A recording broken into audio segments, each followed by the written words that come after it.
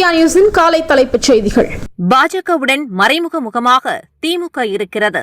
அமைச்சர் நிர்மல்குமார் விமர்சனம். விசில் புரட்சியின் மூலம் இமயமலை அளவுக்கான வெற்றியை பதிவு செய்துள்ளார் விஜய். கவர்னர் அர்லேக்கர் உரை. பேரவை கூட்டத்தொடரின் கடைசி நாளில் முதல்வர் எப்படி பேசுவார் என்று பாருங்கள். அமைச்சர் ஆதவ் அர்ஜுனா பேச்சு. தூத்துக்குடி தாக்குதல் சம்பவத்தில் காவலர்களுக்கே பாதுகாப்பில்லை.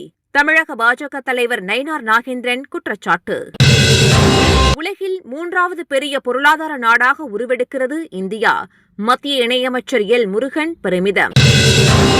சாதிவாரி கணக்கெடுப்பு எடுக்கப்படும் என்கிற அறிவிப்பு வந்துள்ளது என்பது மகிழ்ச்சி அளிக்கிறது. பாமக எம்எல்ஏ சௌமியா அன்புமணி பேட்டி.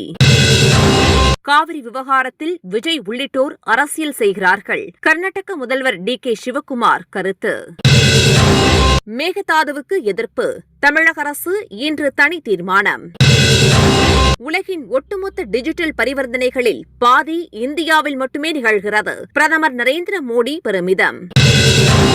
2026ஆம் ஆண்டிற்கான ஹஜ் புனித யாத்திரை இந்திய வரலாற்றில் வெற்றிகரமான யாத்திரையாக அமைந்துள்ளது.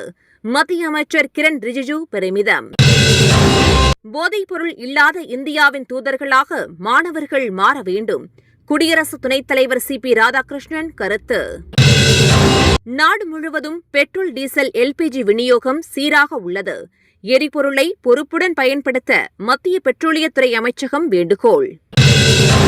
16 வயதுக்குட்பட்ட சிறார்கள் சமூக வலைதளங்களை பயன்படுத்த தடை. பிரிட்டன் அரசு அதிரடி. சென்னையில் பல்வேறு இடங்களில் பலத்த காற்றுடன் கொட்டி தீர்த்த கனமழை. மக்கள் மகிழ்ச்சி. நீலகிரி, கோவையில் மழைக்கு வாய்ப்பு. வானிலை ஆய்வு மையம் தகவல். தினந்தோறும் காலை தலைப்புச் செய்திகளை உடனுக்குடன் தெரிந்து கொள்ள வணக்கம் இந்தியா நியூஸுடன் இணைந்திருக்கிறது.